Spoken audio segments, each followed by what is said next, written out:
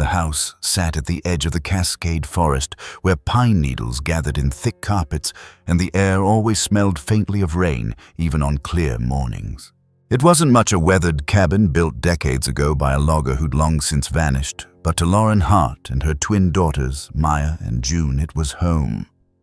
The kind of home that didn't promise comfort, only belonging. Each morning, Lauren woke before dawn. She'd leave the porch light glowing for the girls, even when she knew they'd still be asleep. The light wasn't for safety. It was her quiet way of saying, "I'll be back." By 5 a.m., she'd be at the elementary school, pushing a mop down the empty corridors. By dusk, she'd be serving coffee and fried eggs at the roadside diner. Her days ran together like the steady hum of the forest, no highs, no rests, just a rhythm you learn to live inside. On the kitchen wall, next to a faded drawing of a black bear the twins had made in kindergarten, hung a small calendar. In blue pen, Friday paycheck, Saturday recycling run, Sunday laundry. They lived by those notes the way some people lived by prayer. Outside, the forest was endless, soft with moss and mystery. Sometimes, when the wind was right, it carried the faint whistle of the freight train that still cut through the Timber Valley once a week. The twins had never seen it up close, only heard it, that low, trembling moan that began like a sigh and ended like thunder. For them, the sound meant two things, adventure and distance. It marked the boundary between their small world and everything beyond it. Every Saturday, Maya and June would sling canvas bags across their shoulders and follow the old tracks leading through the woods. They'd collect aluminum cans scattered by hikers and hunters, small pieces of trash that turned into nickels and quarters at the recycling station downtown. They didn't call it work. They called it treasure hunting. "Mom says we're recyclers," June would say. "That means we help the earth. It means we pay for hot cocoa." Maya would reply, half smiling. The work wasn't easy. The forest floor was uneven, the air damp, and the bags grew heavy fast. But the girls had learned something that most adults forget early in life, that steady steps, not speed, carried you farther. Their mother had taught them that, though she never said it directly. Lauren didn't talk about lessons. She lived them. When she came home after the night shift, her hands smelled faintly of coffee and bleach. She'd sit at the kitchen table, pour herself a glass of tap water, and listen to her daughters talk about their day. Sometimes she'd fall asleep right there, head resting on her forearm, while the twins' voices faded into the hum of the fridge. They never woke her. They just draped a blanket across her shoulders and tiptoed away. Even at 10, Maya understood that exhaustion could be its own kind of love. On certain nights, when fog settled low over the valley, a shadow moved at the edge of the yard. Not a person, not quite a shape, just a slow ripple among the pines. The first time it happened, Lauren thought it was a deer. The second time she noticed the wide prints in the soil near the shed. She didn't tell the girls. There was no point in planting fear. But one afternoon, as Maya washed dishes, she looked out the window and froze. "Mom," she whispered, "there's a bear." He stood near the tree line, a black bear larger than any dog, but smaller than legend might make him. His fur gleamed dark as river stones, his nose twitching toward the open trash bin. Yet he didn't approach. He just stood there, breathing, eyes fixed on the porch light. That same light Lauren left burning every morning. It was June who named him Cinder because of how the sunlight caught silver in his fur like embers cooling. He became part of the background of their lives, not a pet, not a threat, just a presence. Some days he appeared near the tracks, others near the creek. Always at a distance, always watching. Lauren called the local wildlife office once. The ranger's voice was calm. "Black bears are shy," he said. "They remember kindness, though. Don't feed him, don't scare him, let him pass through." So they did, and Cinder kept passing through. Over time, the girls started to notice patterns. Whenever thunder rolled through the valley, he'd vanish. When the train whistle sounded in the far distance, he'd turn his head toward it, listening. Once during a rainstorm, June tied a jar lid to a string and swung it like a charm to mimic the train's sound. The bear paused, as if curious, then walked away. From that day, the soft metallic clink became part of their play, a sound that echoed through the pines and returned like a whisper. It would later become something else entirely. For now, it was innocence. Their lives ran on small rituals: the jar lid, the can bags, the porch light, the sound of rails humming beneath a distant train. These weren't symbols then, just habits stitched into childhood, but habits like rails lead somewhere. The forest had a rhythm they'd learned to read. When birds fell silent, rain came. When the wind shifted west, the creek flooded. When the air thickened with resin, autumn was near. And when the bear vanished for days, it meant something in the woods had changed. One evening, as Lauren locked up the diner, her co-worker asked, "You ever think of leaving that place too quiet out there?" Lauren smiled. Quiet doesn't mean safe, but it's what we can afford. She didn't mention the bear. She didn't mention the loneliness either. But that night, when she drove home through fog so thick it blurred the headlights, she felt something she couldn't name, a mix of pride and unease, like the forest itself was keeping score. She parked, turned off the engine, and listened. Nothing, only the faint clatter of a jar lid tapping the porch rail. Inside, the twins were asleep, the metal string swinging softly in the draft. For a moment, she thought she saw movement by the window. A dark outline, still as stone, but when she looked again, it was gone. Lauren turned off the porch light, then turned it back on. Habit, ritual, prayer. Out in the trees unseen, the bear shifted his weight and lowered his head, listening to the faint whistle of the train that marked the edge of their world. In small American towns tucked between forests and forgotten industries, lives like Lauren's are more common than people realize. Real stories hide behind weathered walls, families holding steady with little more than faith in repetition. The mother who works 3 shifts, the child who learns patience before 10, the animal that learns trust without words. Theirs is not a story of heroism, but of quiet endurance, the kind that doesn't make headlines but builds character. One long shift at a time. Safety doesn't always come from walls or locks. Sometimes it's found in the rituals that remind you you're still here, turning on the light, washing a plate, walking the same path through the woods. These acts tether you to hope when everything else drifts. Most people think wilderness separates us from civilization, but in places like this, the border blurs. The forest is not an intruder, it's a mirror. It listens when you whisper, watches when you pause. And sometimes it sends back what you need, even if it comes in the shape of a black bear watching from the tree line. The morning after a long night of rain, the twins stepped out to the porch, boots sinking slightly into wet earth. Cinder wasn't there, only the faint metal clink of the jar lid swinging in the breeze. In the distance, a low rumble steady growing the Saturday freight train. Maya smiled at June. "Let's follow it," she said. And so they did, not knowing that this time the tracks would lead them somewhere they'd never walked before. Long before the twins saw him by their porch light, Cinder had belonged to a different kind of world, one that smelled of antiseptic and steel bowls instead of pine and soil. He'd been found along the burnt ridge of a wildfire outside Medford, Oregon. His paws blistered, his fur singed to gray. Firefighters had spotted him near a fallen log, too weak to run. A wildlife rescue team drove him 3 hours north to a small rehabilitation center hidden behind the firs near Grants Pass. They named him Cinder because, as one volunteer said, he came out of the fire and still wanted to live. For months, he limped through that recovery pen, learning to walk again over soft mulch paw pads wrapped in gauze. He didn't growl, didn't bite, just watched the humans who came to clean his space, his eyes following their hands as they refilled his water pan. Bears, even black bears, remember kindness. The staff kept their distance, speaking softly, but rarely touching him. When the day came to release him back into the wild, the ranger whispered, "You'll know where to go, big guy." They tagged his ear, opened the gate, and watched him vanish into the underbrush.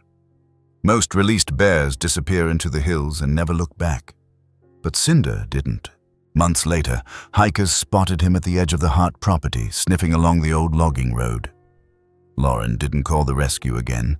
She'd seen enough loss in her own life to understand that not everything that returns is a threat. Sometimes it's memory finding its way home. One afternoon, while the girls collected cans near the creek, Cinder appeared again.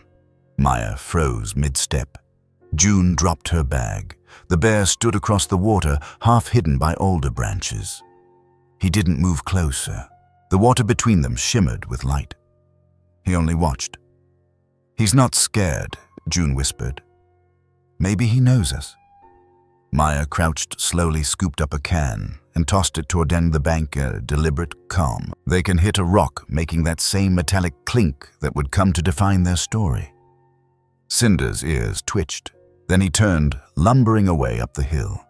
From that day, the sound became a kind of language between them. Every time the girls returned to the tracks, one of them would let the lid dangle and tap against her bag. Sometimes, faintly, the echo of a twig snapping in the woods answered back. Lauren warned them not to get too close, but she never forbade their walks. "You stay where you can see the road," she said. "Wild animals are wild for a reason. They don't owe us kindness." Yet in the months that followed, Cinder's path kept crossing theirs. When thunder rolled through the valley, he was gone. When it cleared, he'd return, often lingering near the creek or the fallen fence. The girls never tried to touch him. They understood without being told that some distances are sacred. Scientists often talk about habituation when a wild animal grows used to human presence. But what no manual can measure is the difference between tolerance and trust. What Cinder showed wasn't comfort, it was recognition. There's a story in the Oregon Wildlife Archives about a black bear named Jasper who returned 3 winters in a row to the same cabin porch, sitting there for hours, each time staring at the light inside. Some believed he remembered a rescuer. Others said he simply liked the smell of bread. But people who watched him closely saw something else: patience, even longing. Cinder shared that quiet persistence. He wasn't tame, he was tethered by memory.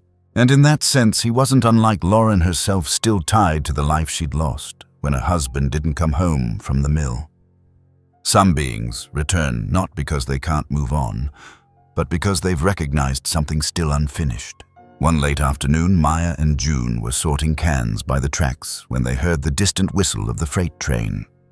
That sound always stirred something inside them, a mix of wonder and unease. June lifted the jar lid and let it ring softly in rhythm with the fading horn. The forest answered with silence. Then deep among the trees came a low, resonant huff. Cinder stepped out onto the slope above them, shoulders rolling slowly and heavily. He didn't approach, just watched as they worked. The wind shifted, carrying the scent of diesel and pine. The girls paused. For a long moment, nothing moved. Then Maya nodded slightly toward him, a gesture of respect learned without language. The bear blinked once, turned, and disappeared behind the ridge. Afterward, June whispered, "He knows the train." "How do you know?" "Because he listens like Dad used to when he heard trucks on the road." That night, Maya wrote in her notebook, "The forest has eyes that remember." In small towns across the American Northwest, people live close to wildlife, closer than they sometimes realize. Bears raid orchards, coyotes cross backyards, elk graze by highway fences. Yet what most people see as an intrusion is often just survival. When humans cut deeper into the forest, animals don't vanish, they adapt. Cinder was living proof of that fragile truce. He'd been burned, tagged, released, and still found his way to the one place where a porch light stayed on. There's a well-known story out of North Carolina about a black bear named Hope who returned to the same ranger's cabin every spring after her release. She never came for food, just circled the clearing, sniffed the air, and left. Locals said she was checking if the light was still there. Cinder's behavior wasn't so different. To him, the light, the laughter of the twins, the steady hum of that Saturday train, they were all signals in a language that didn't need words. Over the next year, the twins began sketching him in their notebooks, black fur round ears, that faint silver line across his muzzle. He became both myth and neighbor. When classmates asked why they lived so far out, June would shrug. "We've got company," she'd say, smiling. Nobody at school believed her. Meanwhile, the forest began to change. Heavy rains washed out parts of the old tracks. A landslide buried half the trail. Trees fell where none had fallen in decades. The rangers blamed erosion. Lauren suspected something deeper, the land shifting after years of neglect. nature correcting balance in its quiet, merciless way. One evening after work, Lauren found the twins asleep on the porch, their heads resting against each other. Between them lay a torn bag of cans scattered across the boards. The faint smell of wet fur lingered. Out in the dark, she caught the glint of two eyes watching. She didn't move. For a full minute, woman and bear regarded one another, two weary guardians of the same small circle of light. Then he turned away. Sometimes the wildest parts of life aren't out there. They're what remind you to keep still. Connection doesn't always mean control. Cinder didn't belong to them, and they didn't belong to him, yet somehow their paths braided into the same story. That's the paradox of coexistence. You learn to live alongside what you can never fully understand. Most stories about wild animals end when they return to the forest, as if that's where the narrative stops. But maybe the greater truth is that some returns are incomplete. Cinder's lingering wasn't defiance. It was proof that healing, whether in people or animals, doesn't follow clean boundaries. Some wounds close slowly, and some never do. What matters isn't how far you go back into the wild, but how much gentleness you take with you. Over the next weeks, Cinder started wandering farther east toward the old ranger's outpost, where the forest dipped into a valley. Once the girls caught him sniffing near a half-collapsed root cellar built into the hillside. June giggled. Maybe he smells raccoons. Maya shook her head. Or maybe he smells something we can't. They didn't follow. Not that day, but the image lingered. Cinder standing by that cellar, nose to the ground, tail twitching once before he turned away. Wildlife rescuers often describe this as sight fidelity. Bears remember precise locations associated with strong smells or stress. It's the same instinct that drives them back to burned forests, searching for old dens. What the twins dismissed as curiosity was something deeper: recognition. That night, as rain fell steadily on the roof, Lauren looked out the window and saw the bear again. He was standing near the tracks, head lowered, motionless. For a moment, the world held its breath. Then came the faint metal clink of the jar lid swinging in the breeze. Cinder raised his head, turned toward the sound, and vanished into darkness. In stories of human and animal rescue, we often draw clear lines. Rescuer and rescued, wild and domestic. But real life is less tidy. Sometimes the line bends, forming a loop where both sides save each other in ways words can't capture. The twins found courage in the bear's calm. Cinder found reason in their steady voices. Together they built a quiet bridge that neither fully understood, but both trusted enough to cross. Days passed, then weeks. The train's Saturday rumble became background noise again. The girls kept collecting cans, humming their jar lid charm, glinting in sunlight. But beneath that normal rhythm, something was shifting. Tracks, rusted soil loosened, and deep under the earth a space long sealed began to breathe again. The twins didn't notice, but Cinder did. One Saturday morning, just before dawn, the girls woke to find the air heavy and strange, like rain waiting but never falling. From the woods came a sound they couldn't name, not thunder, not the wind. Maya lifted the jar lid and let it clink once against the porch rail. No answer. The forest stayed silent. Then, faintly far away, a train horn cried through the valley. June smiled. Let's go before Mom wakes up. And together they ran down the trail toward the old tracks, unaware that the bear had already gone ahead of them. The girls knew the forest better than most adults knew their own neighborhoods. They could tell where the foxes crossed the creek, where the old sawmill road curved back toward the ridge, and which stretch of the railway ties still held the faint scent of oil after rain. Those tracks, narrow and half swallowed by moss, weren't supposed to carry trains anymore. But once a week, like a ghost, remembering its own footsteps, a freight line rumbled through the valley. No schedule posted, no whistle warning until it was close. You learned its rhythm by feeling it through the ground before hearing it in the air. That morning, mist clung low. The girls followed the path behind their cabin with their canvas bags and the old jar lid hanging from June's wrist. It clinked gently as they walked, brushing against her bag. To them, it was just part of the sound of morning. The train's distant echo birds, shifting in the branches, the lid tapping metal in time with their steps. Behind them, the forest exhaled quietly. Somewhere beyond the slope, Cinder moved to his weight, pressing softly into wet earth. They reached the railway curve where the rails disappeared into tall grass. Weeds sprouted between the tie's goldenrod, mixing with rusted bolts. Maya bent to pick up a can, wedged under a beam. The metal was cool, slick with dew. She dropped it into her sack. "How long do you think it's been since anyone fixed these?" June asked. "Before we were born." "Then why do trains still come?" "Because people forget to stop what doesn't look broken." It was the kind of answer Lauren might have given a small truth, disguised as observation, and like her mother, Maya said it without turning. June didn't reply. She was staring down the tracks, squinting through the fog. "I think I hear something." Maya crouched, pressed her palm to the steel rail. "Nothing yet." But when she lifted her hand, her skin bore a faint chill like a hum waiting to rise. They listened. Silence, then a faint, distant rumble. The train was still miles off. There was time. They kept walking. That stretch of Oregon forest was littered with the remains of its past, rusted machinery, the skeleton of a loading platform and a sagging ranger outpost whose windows had long since shattered. The sign nailed to the nearest post read, "Property of Cascade Timber Co." The letters were barely legible, now eaten by lichen. The girls had passed this way before. But this time something different caught Maya's eye. Near the hill behind the ranger's shack, the ground had shifted. The rains had carved a shallow trench, exposing part of a wooden door buried beneath soil and roots. "What's that?" June whispered. Maya brushed away dirt with her shoe. "Looks like a cellar door." It was small, barely 3 feet high, held shut by a rotted rope. A sour smell drifted up wet wood earth, something old. They didn't open it. They just stood there listening. No sound came from below. June tugged at her sister's sleeve. "We should go. Mom said not to mess with old places."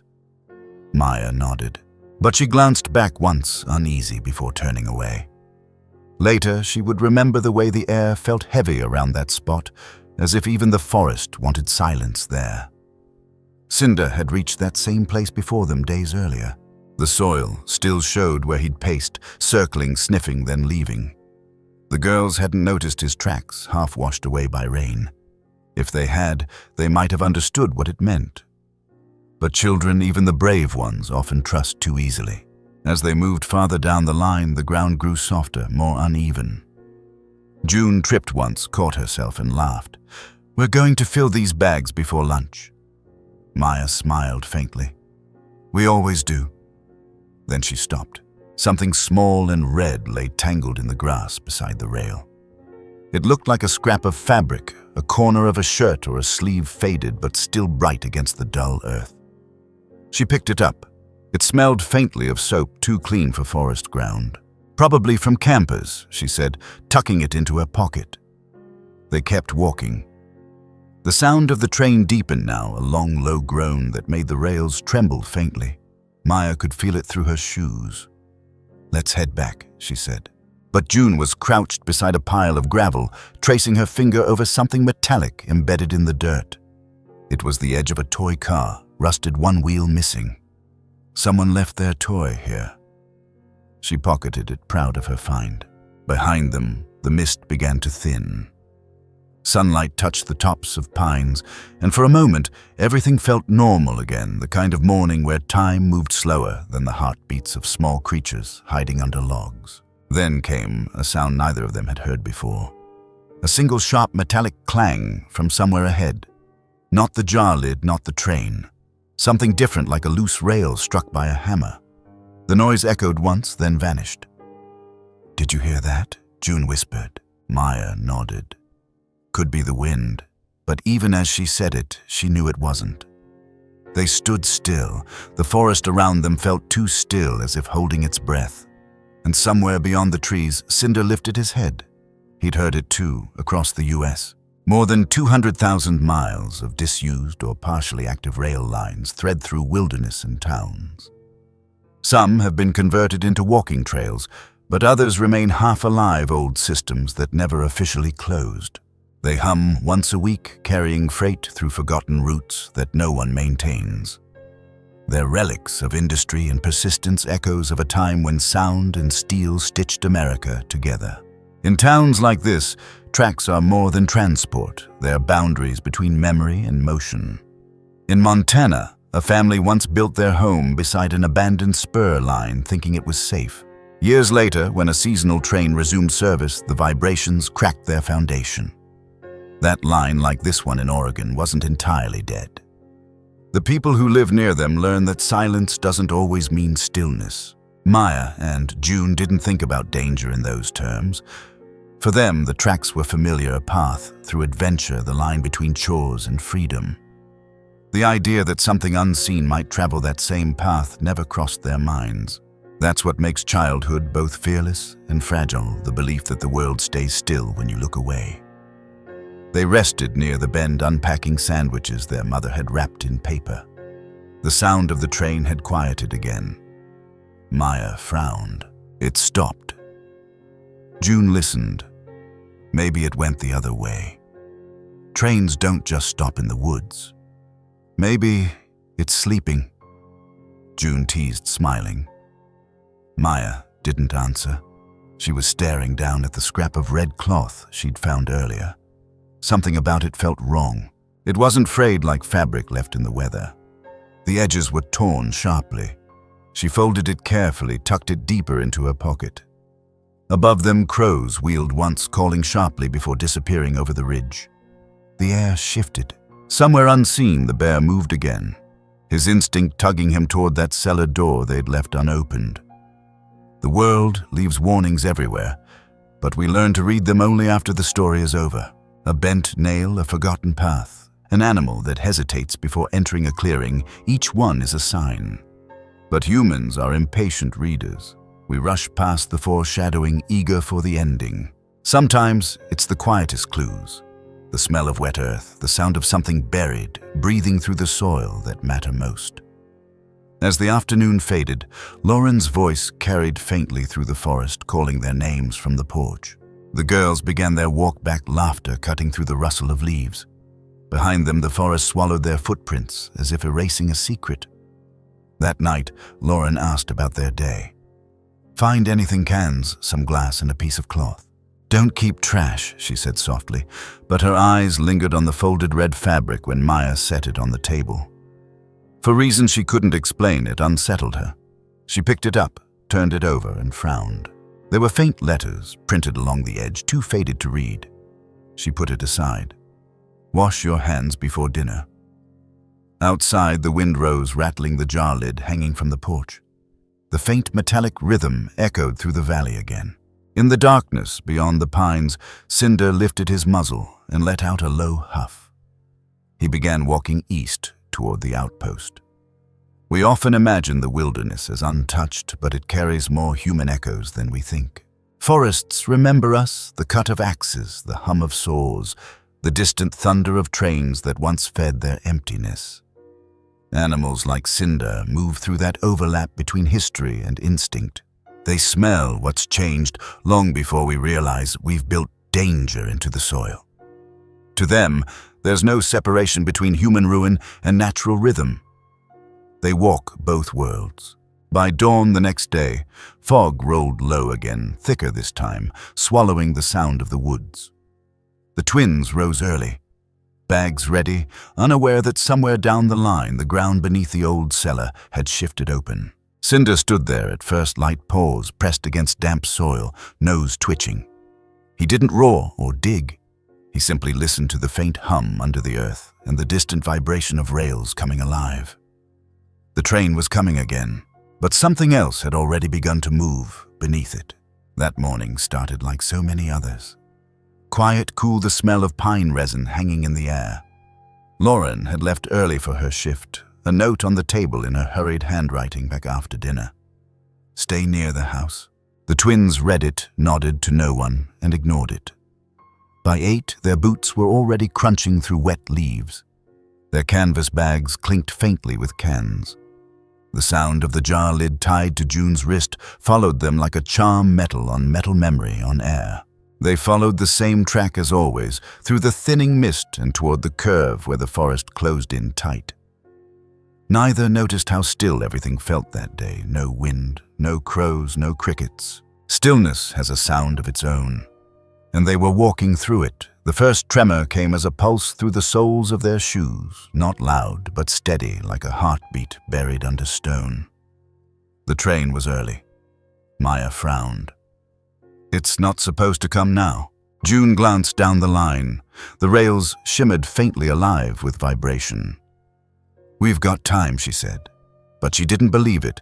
They started to hurry, but before they could take 3 steps, Cinder emerged from the brush ahead of them. His presence stopped everything. He wasn't charging or blocking their path, just standing there, ears pricked, body tense. His breath misted in the cold air. He's scared, June whispered. Maya shook her head.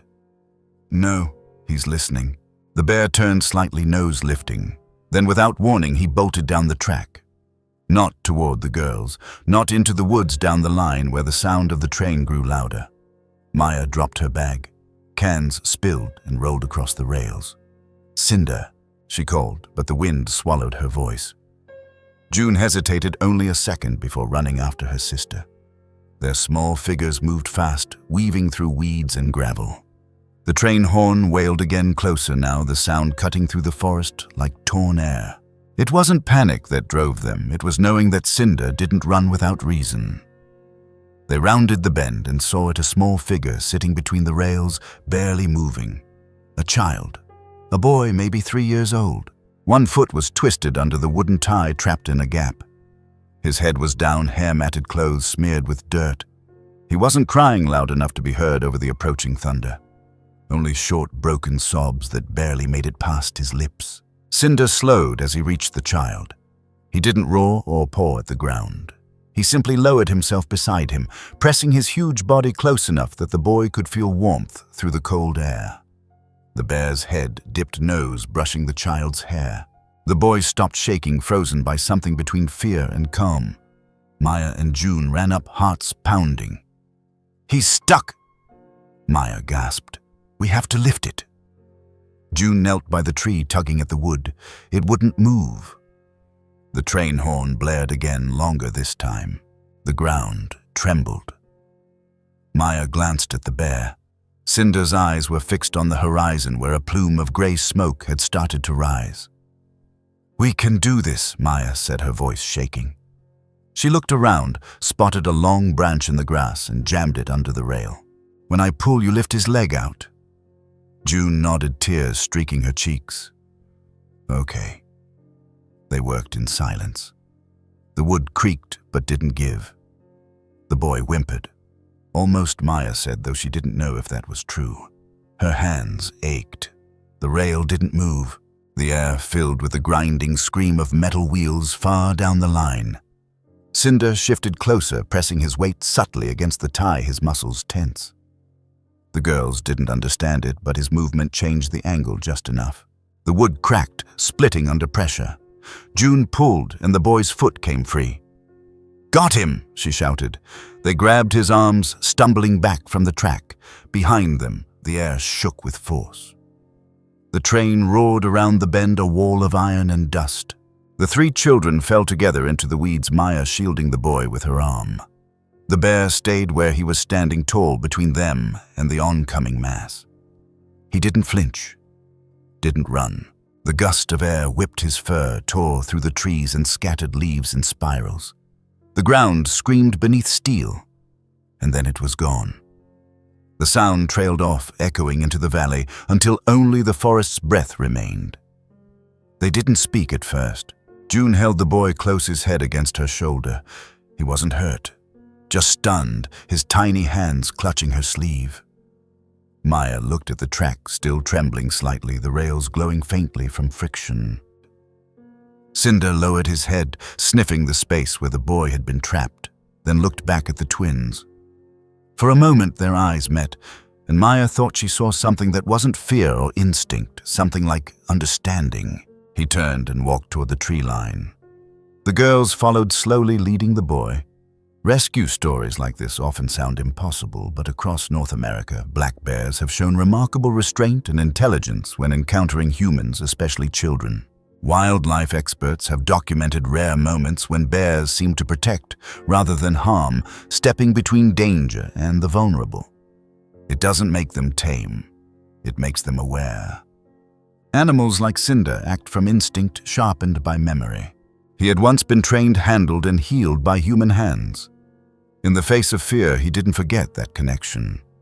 As they reached the clearing near the old ranger's outpost, the boy pointed weakly toward the woods. His lips moved, but the sound was a whisper. Down, down, down where Maya asked. He lifted a trembling hand toward the hillside. There, hidden behind fallen branches, was that same cellar door they'd seen days earlier. It was open now. The rope that had sealed it hung loose, freshly cut. The earth smelled stronger, wet, sharp, alive. Cinder approached the opening, sniffed once, then sat down. He didn't move, didn't growl, just stared into the dark. Maya and June didn't understand why not yet. They wrapped the boy in Maya's jacket and led him away from the hole. A few minutes later, the sheriff's truck arrived. Lauren's voice followed soon after, breathless, breaking, calling her daughters' names. She ran toward them, fell to her knees, and pulled both girls close. The boy didn't resist when an officer lifted him gently into a blanket. His eyes stayed fixed on the bear still waiting by the cellar. In 2014, a group of hikers in New Jersey reported a similar scene, a black bear standing beside a lost child until rescuers arrived. Scientists explain this as curiosity or a protective instinct, triggered by a child's crying pitch, which resembles the sound of bear cubs in distress. Whatever the reason, such behavior shows that the line between wildness and empathy is thinner than we assume. Lauren couldn't speak. She just held her daughters and stared at the cellar door. The sheriff nodded to his deputy, who went down with a flashlight. Within moments, his shout echoed back. There were more children inside, alive, weak, frightened. The forest, the tracks, the bear. They had all led to this. The officer called for backup. Cinder rose slowly, gave one last look toward the twins, then turned into the woods. His shape melted between trees until he was gone. Sometimes courage doesn't look like running into danger. It looks like staying still while danger rushes past. The bear didn't fight the train. He simply held the space long enough for life to continue. It's a kind of bravery that humans rarely practice, the strength to stand calm when instinct screams to flee. In cities, we measure intelligence by how quickly someone reacts. In the wild, survival depends on knowing when not to move. Cinder's stillness wasn't hesitation, it was wisdom earned through both suffering and instinct. The same wisdom children often carry naturally before the world teaches them to doubt it. Maya and June didn't think. They acted. Not because they wanted to be heroes, but because love doesn't pause to calculate. It just reaches. The officer asked Lauren, "Where'd the bear go?" Lauren looked toward the tree line, her voice steady. "He's done what he came for." The train's echo still rolled faintly through the valley, fading like a heartbeat slowing after panic. The children were safe, but the air hadn't settled. Something in that cellar, something in the smell of damp wood hinted the story wasn't over. Cinder had known. He'd tried to warn them. Back home that night, Lauren tucked the twins into bed. She brushed a strand of hair from Maya's face and said, "You were brave today." Maya shook her head. Cinder was brave. Lauren smiled. Maybe both. Outside, rain began to fall, light at first, then steady. The porch light flickered. The sound of the jar lid tapped faintly against the rail once, twice, then silence. In the morning, sunlight returned. Mist lifted from the valley. The sheriff's car was already parked by the old ranger's cabin, tape strung across the clearing. What they found inside the cellar would turn the town's whispers into something else entirely. And somewhere beyond the ridge, Cinder moved slowly through the trees, nose to the ground, as if following a scent he couldn't forget. The sirens didn't come fast. They never do out here. By the time the sheriff's truck reached the old ranger's cabin, the air had already gone still again. Lauren stood with her daughters near the edge of the clearing, a blanket around their shoulders. The rescued boy sat on the back of an ambulance, sipping water, silent as stone. He hadn't spoken a single word, not even his name.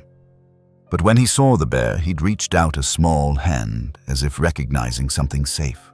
Now, with Cinder gone, the boy just watched the tree line, eyes wide and unblinking. The sheriff, Deputy Harris, crouched by the cellar door, flashlight in one hand. The rope that once tied it shut hung frayed, and the padlock snapped clean. "Looks fresh," he muttered. Lauren didn't answer. The twins stood close, holding hands, the jar lid on June's wrist, tapping faintly as she trembled. Harris looked back at them. "You sure this is where he stopped?" Maya nodded. He wouldn't move. He just sat there. The deputy turned on the flashlight and descended. His boots creaked on the wood. The beams swept across the damp floor, cutting through layers of dust and mold. At first, nothing, then a sound, small, fragile, like a cough, swallowed halfway. "There's somebody here," he called up. A nurse dropped to her knees beside the hatch, her voice gentle but firm. "Easy now, sweetheart. You're safe." One by one, they carried 3 children out. Thin, pale, blinking at the daylight as if it hurt. One clutched a one-eyed teddy bear. Another had a shoe missing. The oldest whispered, "He's gone. The man's gone." Maya and June didn't understand everything that followed. The radio chatter, the yellow tape, the questions, but they felt it in the air. Something dark had been waiting underground, and somehow a black bear had led them straight to it. Across the United States, dozens of rural rescue cases trace back to animals acting on instinct, dogs, horses, even bears. Wildlife experts describe it as heightened sensory response. They pick up the signs of life humans miss. To Cinder, the scent of fear or illness might have triggered old training buried under instinct. Bears, especially those once handled by people, can retain complex associative memories. In rescue work, that means they react to human distress even years later. In simpler terms, he smelled survival where no one else thought to look.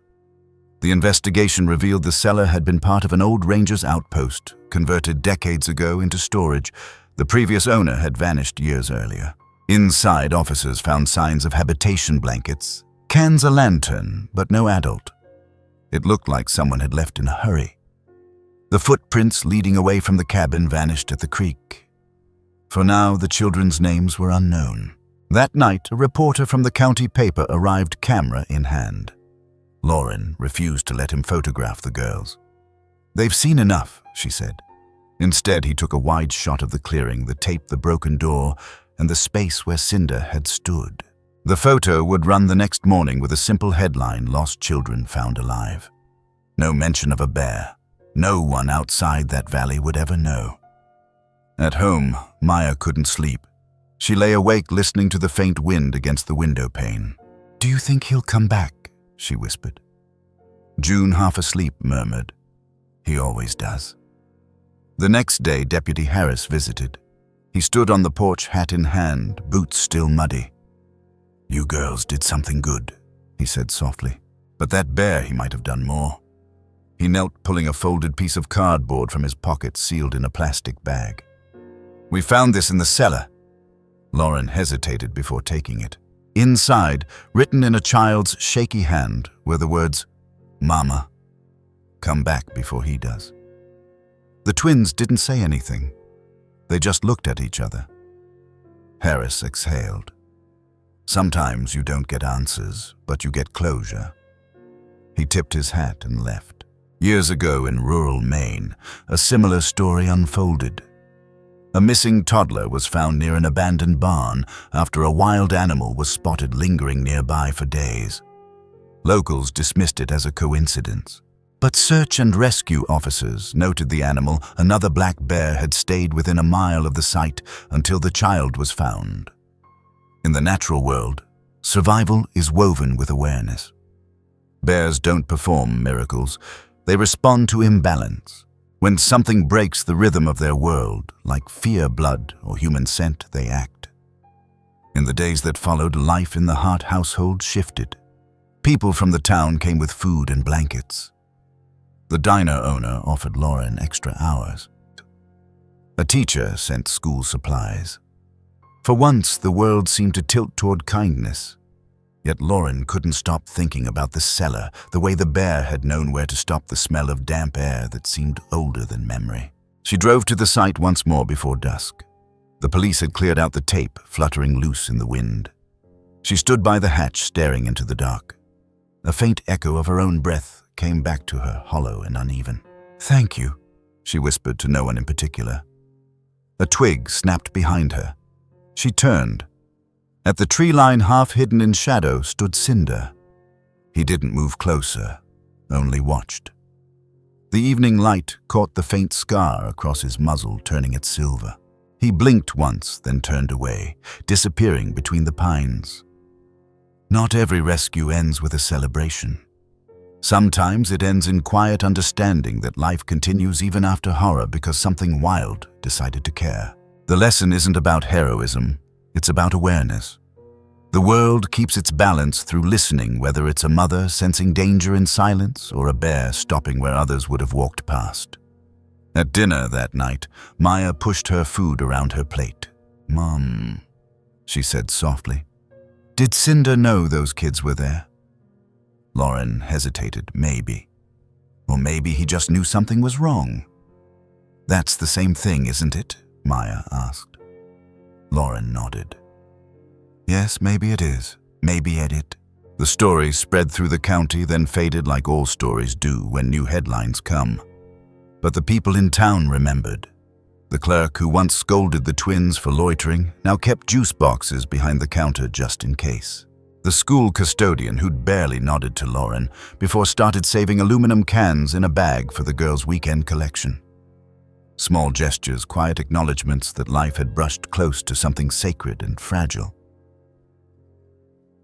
And survived. Humans build fences to feel safe.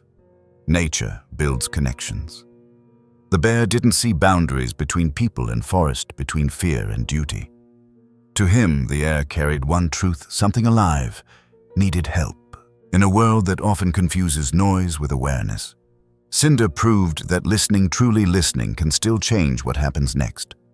Over the following weeks, the rescued children were identified, reunited with distant relatives, and slowly began to heal. Their names filled headlines for a while, then vanished from the cycle. But in the Hart House, their story stayed. Maya folded the cardboard note into her journal. June tied a new string to her jar lid. The sound returned to their walks, softer but steady, a rhythm that now carried weight. On one of those walks, they reached the same bend in the tracks where everything had begun. Maya crouched beside the rail, touching the cool metal. "It feels different now," she said. "Lighter." June smiled faintly, maybe because it's done being angry. They turned back toward home, unaware that just beyond the ridge, Cinder stood at the edge of a clearing, watching the same tracks gleam in morning light. He huffed once, a low, satisfied sound, then disappeared into the deeper woods. That night, as the family sat on the porch, Lauren looked out toward the dark. "You know," she said quietly, "there's a reason they call this place Bear Hollow." The twins leaned closer. "Because of him. Because long before we came, people said bears guarded this forest. Maybe stories don't always start as myths. Maybe some are just waiting to be seen again." The wind rustled through the pines. The porch light flickered once, then steadied. At dawn, a deputy knocked softly on their door. "Morning, ma'am," he said. "We found something near the ridge last night. Thought you'd want to see it." He handed her a small leather collar. Old, worn, almost turned gray. No tag, just a faint engraving that read, "Property of Cascade Search and Rescue." Lauren's breath caught. It wasn't from this time. It was from another life, a clue that the bear they called Cinder had once belonged to the same mountain team that trained animals to find survivors in snow. She looked at her daughters, eyes wide, hearts caught between awe and sorrow. The truth had been there all along. He hadn't stayed too long. He'd simply come home to finish what he started. For a week, Bear Hollow felt like a different place. The story of the cellar. The rescued children and the mysterious bear passed from house to house faster than any rumor ever had. But like all small-town miracles, it began to fade before anyone knew how to hold on to it. By the time the newspapers arrived, the photo on the front page showed only the sheriff's truck, the broken door, and a blur that could have been anything in the shadows. The caption read, "3 missing children found alive near abandoned ranger station." No one mentioned the girls. No one mentioned the bear. At the diner, regulars read the article over coffee, shaking their heads. "Lucky they found him," one said. "That part of the woods is bad country?" Another nodded. "They shouldn't have been out there anyway." Lauren wiped the counter, listening. When someone asked who discovered the kids, she just said, "It doesn't matter who. What matters is they're safe." It was easier that way. She didn't want reporters at her porch or strangers turning Cinder's quiet act into a spectacle. Still, the town noticed small things. The grocery clerk who once scolded Maya and June for counting pennies now set aside juice boxes behind the counter. The gas station attendant saved aluminum cans for their next run. Neighbors who'd never said hello before began waving. It wasn't gratitude exactly, more like a collective exhale, a silent acknowledgement that something sacred had passed close enough to touch. Deputy Harris came by one evening with an update. "Those kids' families are coming in from Washington," he said. "Looks like it connects to old missing persons reports years back. Might even tie a few cold cases together." Lauren's hands froze mid-dish. "So it's all one story now?" He nodded. "A big one, and you 3 are in the middle of it." She shook her head. "No, the bear is." Harris smiled softly. "Then, maybe that's enough." In rural America, stories like this take root not in headlines, but in habits. Communities that once turned inward start to reach out again. Sociologists call it shared resilience when collective danger turns neighbors into allies. Studies of small towns recovering from natural disasters show the same pattern when people face something unknown together. Empathy briefly outruns suspicion, but it only lasts if someone keeps it alive. In Bear Hollow, that someone was Lauren. She didn't preach or post, she just lived differently. Each week she dropped off small care bags at the sheriff's office for the rescued kids. She volunteered at the diner to collect spare change for the wildlife rescue program that once treated Cinder. Quiet work, no spotlight. The twins joined her, helping count coins, writing little notes that said, "For animals that listen." People began noticing her again, not as the tired widow at the end of the road, but as the woman who'd helped hold the town's heartbeat steady. The principal invited her to speak at the school assembly. "Tell them what happened," he said. She smiled faintly. "You can't teach that kind of thing," she replied. "You can only live through it." Decades earlier in northern Montana, a town near Glacier National Park faced a similar moment. A grizzly bear had led rangers to a lost hiker by circling the same area for 2 days. When the hiker was found alive, the locals built a small wooden sign at the trailhead that read, "Some things wild still remember us." It stayed there for years, not as a memorial, just as a reminder. Bear Hollow needed that same kind of memory. Maya and June helped build it in their own way.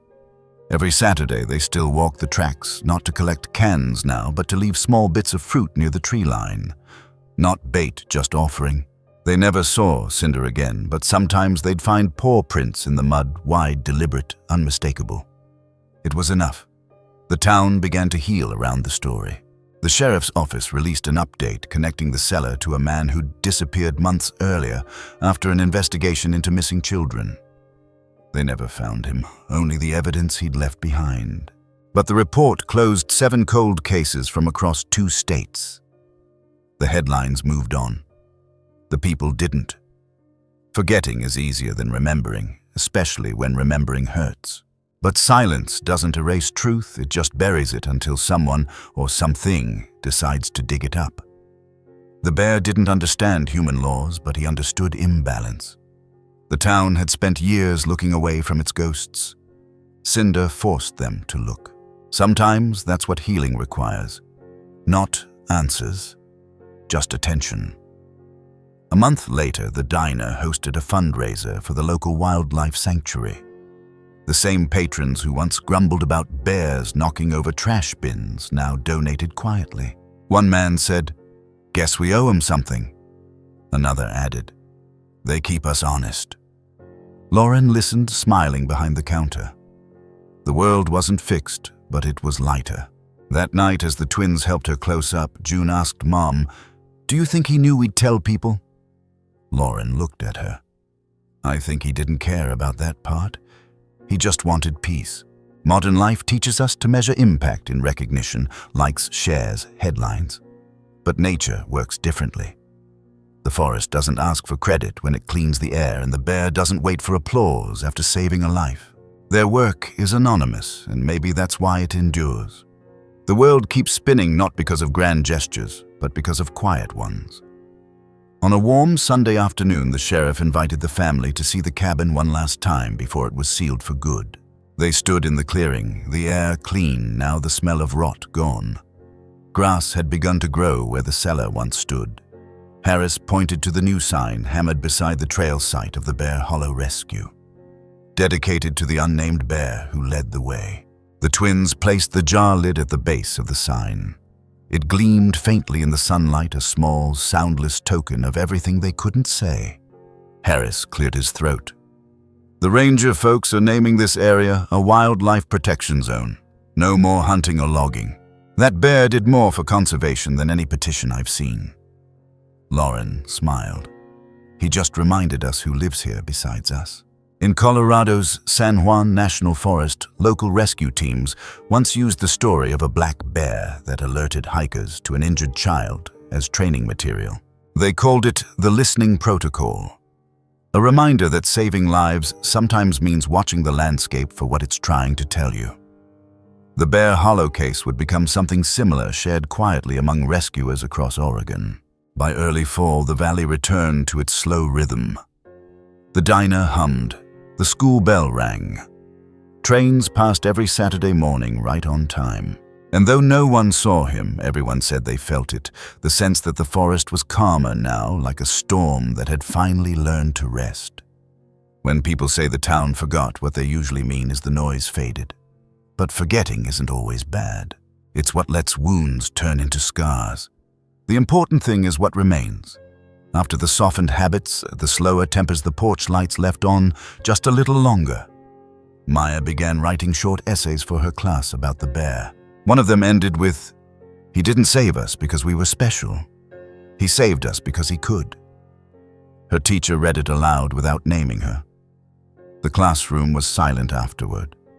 Then one student said, "I want to be like that." And maybe that's how stories survive, not as facts, but as echoes that change how people act when no one's watching. As winter approached, the twins sat on the porch one evening listening to the faint whistle of a distant train. "Do you think he remembers us?"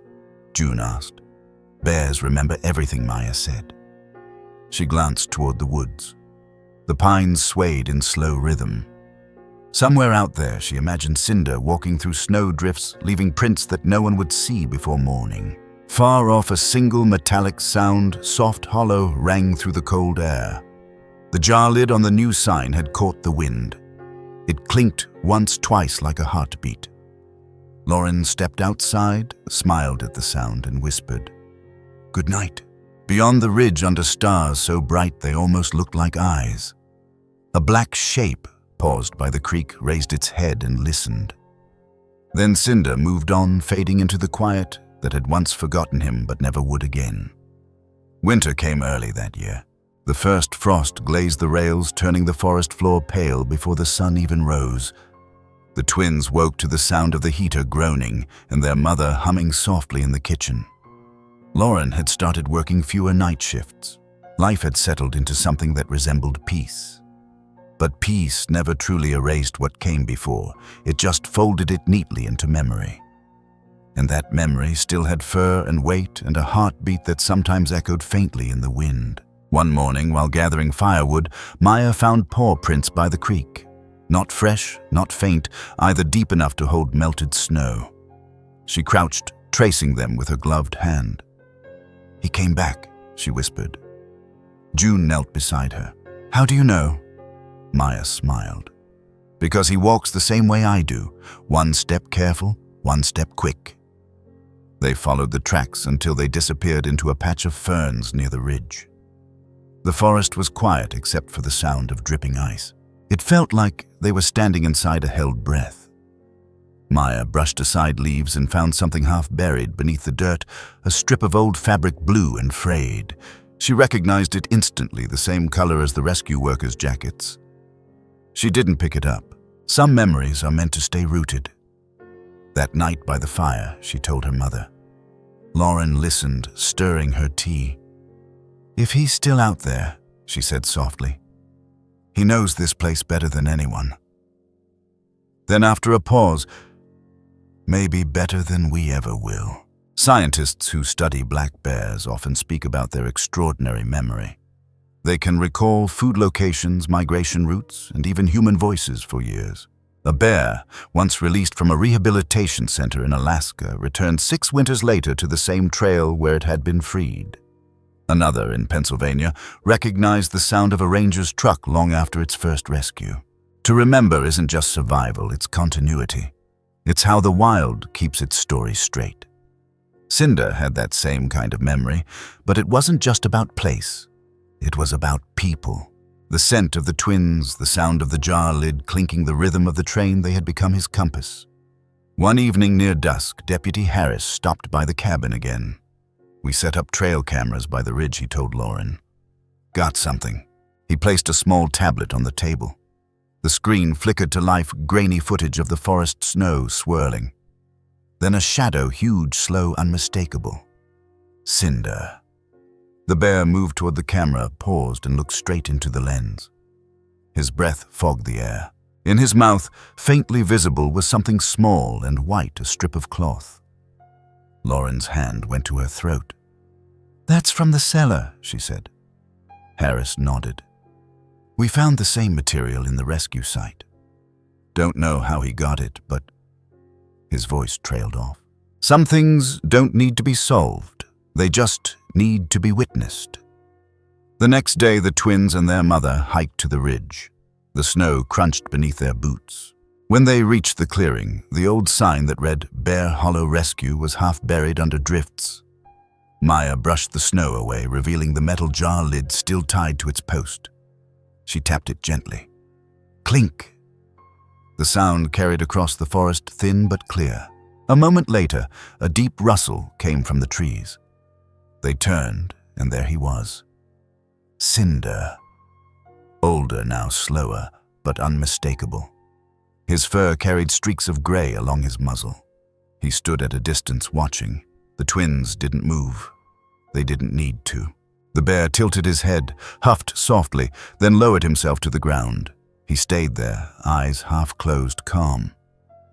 Lauren whispered, "He remembers." The girls knelt in the snow, the air between them alive with something wordless. It wasn't fear. It wasn't even awe. It was the recognition of a circle closing. The one who had once been rescued had become a rescuer. The story that began with a fire ended with stillness. In northern Idaho, there's a story of a black bear released after injury who returned years later to the same ranger cabin where it had healed. It left claw marks on the doorpost as if signing its name, then vanished again into the forest. Locals still visit that cabin, tracing those marks like scripture. Some say animals don't remember faces, others know better. Connection isn't about faces. It's about trust that leaves scent and sound and silence behind. Maya took off her mitten and pressed her bare hand into the snow. Cinder lifted his head slightly, nose twitching toward her. Then he turned toward the woods and began to move away, his heavy frame bending the ferns. The girls watched until the last glimpse of his fur disappeared beyond the ridge. They stood there for a long time after listening to the forest breathe again. Memory is not about holding on. It's about honoring what shaped you. Humans build monuments to remember. Animals return. Both are acts of devotion, but only one leaves the world untouched. The bear didn't come back for reward or comfort. He came because something inside him was unfinished. When we remember, truly remember, we also answer something calling us home. That evening, snow began to fall again. Lauren made soup humming softly as the girls dried their boots. June held the jar lid, turning it over in her hands. "Mom," she said, "if he remembers us, do you think he misses us?" Lauren smiled gently. "Bears don't miss the way we do, but they don't forget love either." Maya added, "Then maybe remembering is enough. We talk about human empathy as if it's ours alone, yet the wild mirrors it constantly. Animals grieve, bond, and return to places where kindness once lived." Cinder's story isn't a fantasy, it's a reminder that compassion doesn't belong to species or language. It belongs to presence. The bear didn't speak, but his silence told the truth. Memory is its own kind of gratitude. The next morning when the twins woke, they found new prints in the snow outside the porch, large, deliberate, leading down toward the creek. Between them, pressed into the frost, was a shape that looked like the imprint of something soft, a strip of cloth, torn but clean. Cinder's final gift. Lauren knelt to pick it up, fingers trembling. She didn't cry. She just held it for a moment, then set it gently on the porch railing. The wind caught it fluttering like a small flag. That afternoon, the sheriff stopped by again. "We think he's heading north," he said. "Trail cams picked him up near the state border." Lauren nodded. "He's going home." Harris smiled faintly. "Guess some of us never really leave." Before he left, he looked at the twins. "You know, he said every rescue leaves something behind. A sign, a sound, a reminder that we were here." After he drove away, the three of them sat in silence. The forest stretched out before them, endless and patient. The tracks of a black bear faded slowly into dusk. In wildlife conservation, bears released into familiar ranges often revisit old routes before settling elsewhere. Experts say it's their way of mapping safety, returning to places tied to positive memories before moving on. Cinder's journey north wasn't an escape. It was closure. That night, Lauren opened her window before bed. The air smelled of pine and frost. In the distance, a faint train whistle drifted through the valley. She listened, smiling. "He's still walking," she whispered. "People say animals live only in the present, but maybe that's because they live it fully. They remember through doing, by returning, by pausing, by listening. Humans chase memories through photographs and stories. The wild traces them in steps and scent. Both ways matter. But Cinder's way asks less and gives more to remember quietly and then move on." As winter deepened, the twins wrote letters. They never meant to send notes about their days, their dreams, their thanks. They folded each page, tucked it under a smooth stone by the creek. The next morning, the stones were gone. Maybe the wind took them.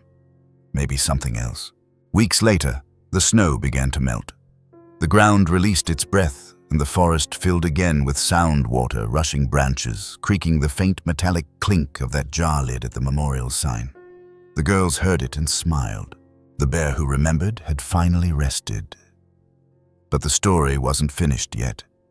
It still had to find its way into the world beyond the forest, carried by voices that understood what silence had tried to teach. And that would begin with one letter, the one Maya was about to write. The snow had nearly gone when Maya found the courage to write again. She sat on the porch with a pencil stub, her knees pulled close, a blank page resting on her lap. The creek below ran fast from the melt, carrying small pieces of ice that flashed in the morning light. Each sound felt like a memory, returning the echo of the train. The tap of the jar lid, the steady rhythm of a life that had learned how to keep going. June came out quietly and sat beside her. "Who's it for?" she asked. Maya smiled faintly. "For him." She didn't have to explain which him. "Dear Cinder, you probably don't remember the sound of this porch or the light that comes through the trees at 4 o'clock. But we remember you. You taught us to listen." She paused, watching the pencil tremble slightly in her fingers. "What do you say to someone who doesn't need words?" she murmured.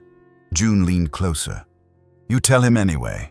So Maya wrote about small things, the snow that had melted more slowly this year, the way their mother laughed again, the new sign by the ridge.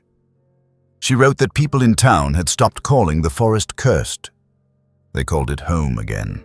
Inside, Lauren read quietly at the table. On the wall hung a photograph Deputy Harris had dropped off the week before. It wasn't official, just a trail cam still. In it, the bear stood half-turned, the trees glowing faintly behind him. It wasn't heroic, just real. The caption Harris had scribbled under it read, "Some heroes never stay for the picture." When Maya finished the letter, she folded it carefully and placed it in an old coffee tin. She and June carried it down to the creek. They didn't say goodbye. They just set it on the water and watched it drift between the reeds until the current took it. The world didn't need to see proof. Sometimes letting something go is how you know it mattered. Across the U.S., wildlife sanctuaries and rescue programs often rely on stories like Cinder's to inspire conservation work. Experts call this narrative empathy, when one animal's story helps people feel connected to an entire species. Facts inform, but stories move hearts. Cinder's quiet rescue didn't just save children. It revived an entire community's sense of connection to the wild. It reminded them that coexistence isn't charity, it's partnership. Lauren started volunteering once a week at the small animal shelter near the highway. She didn't tell anyone it was because of the bear. She just said she had the time now. The twins helped clean enclosures and refill food trays. Some days when they were done, they'd walk the back fence line where a new cub had been released. They never saw it, but they often found fresh prints. One afternoon, as they were closing the gate, the shelter director, a woman named Marlene, handed Maya a brochure. "We're starting an educational program for kids," she said. "It's about wildlife rescue and living alongside wild animals instead of fearing them. You two would be good at it." Maya looked at June, then back at Marlene. "We don't really know how to teach." Marlene smiled. "You don't have to. You just tell the truth." In Alaska, rangers use personal encounters like these to teach children about polar bears and wolves how to stay safe, but also how to respect them. In Oregon, black bear awareness programs have doubled since 2020, focusing on the idea that fear comes from distance. When kids learn that bears are intelligent, emotional creatures who remember kindness, the line between dangerous and wild begins to blur in healthy ways. Cinder's story fits perfectly into that movement. Weeks later, the twins stood in front of a small classroom of local children, each clutching their notes. June spoke first. "We used to think wild animals stayed far away because they didn't like us. But really, they just wait for us to listen." She paused, then smiled. "Our bear taught us that sometimes saving someone doesn't mean shouting. It means stopping." The room stayed silent for a moment, and then hands went up questions about bears, the forest, the train. Maya answered carefully, weaving fact and feeling together. She explained how bears can smell food from miles away, how they sometimes reuse dens for years, and how mother bears hum to their cubs when they're safe. Then she said something she hadn't planned. "He didn't just remember us. He remembered how to be kind, even after being hurt." The teacher later said the room felt lighter after that, like something had settled where words used to hurt. We often think survival means forgetting pain, but sometimes it means carrying it differently. Cinder didn't erase his fear of humans. He reshaped it into awareness. The twins learned the same thing, how to live with loss without letting it define them. In that way, rescue isn't just about being saved. It's about learning how to keep loving the world even when it's broken. At night, Lauren began keeping a journal of her own. She wrote about simple things, the smell of rain on dirt, the way train whistles echoed across the valley, the faint scratch of branches against the window. These weren't confessions. They were small anchors, proof that she was still part of something alive. On one page she wrote, "Peace doesn't mean forgetting the noise. It means knowing how to find quiet inside it." Black bears, unlike many other species, don't truly hibernate. They slow down, conserving energy, but staying faintly alert. They listen even in sleep. Scientists call it torpor, but maybe it's closer to what people call faith resting without fully letting go. The Hart family had entered their own kind of torpor, still healing, still alert, still listening. One evening, a letter arrived at the diner, addressed simply to the family by the tracks. Inside was a newspaper clipping from a conservation magazine. It showed a bear with a gray muzzle walking along a riverbank hundreds of miles north, a wildlife collar glinting faintly under the sun. The caption read, "Monitored black bear from Oregon, identified near Glacier National Park, believed to be part of a previous rescue project." Lauren's breath caught. She folded the clipping and passed it to the twins. None of them said it aloud, but they knew. He was still out there. That night, Maya sat by the window with the letter she'd written weeks before. "Maybe he'll find it one day," she said softly. Or maybe he already did. June leaned her head against her sister's shoulder. Either way, he knows. We live in a world full of noise, headlines, alerts, arguments, but silence can still teach us more than sound ever will. Stories like this remind us that awareness isn't loud. It's patient. Wild animals don't shout, they act. They move toward imbalance and restore it by instinct. Maybe humans once did too before we learned to drown out our own senses. The bear didn't come to prove anything. He came to listen. Maybe that's the lesson we keep missing. A week later, the twins returned to the tracks one last time before spring.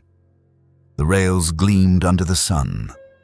They laid down a small wooden box near the signpost. Inside it, a copy of their letter, a drawing of Cinder, and a few coins they'd saved.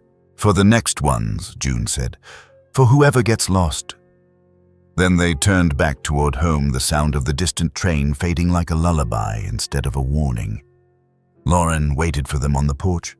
The evening light fell across her face, warm and steady. "You ready for tomorrow?" she asked. Maya smiled. "For what?" "For life," Lauren said simply. The girls laughed not because it was funny, but because it felt right. The forest beyond the yard breathed quietly alive, but at rest. Somewhere out there, a bear walked through snowmelt and cedar, heading north, carrying with him the echoes of a story that no one could own, but everyone could learn from. And in a small town that once forgot how to listen, the sound of peace returned, not as silence, but as rhythm. The whisper of leaves, the hum of rails, the clink of metal catching wind. Not every rescue ends with sirens. Some end with understanding. What Cinder left behind wasn't fame or legend, it was a map back to awareness. We all have our own tracks to walk, our own storms to quiet. The real question is whether we're paying attention to what's trying to reach us from the edge of quiet. If this story made you pause even for a breath, carry that pause into your own life. Look for the small acts of courage around you, the quiet ones. Listen when the world feels still. It's often trying to tell you something. And if you believe stories like this matter, stories that remind us that wildness and kindness can share the same heartbeat, then help us keep them alive. Like this video. Subscribe. Share it with someone who still believes in quiet heroes, because sometimes the ones who change the world don't roar. They just remember.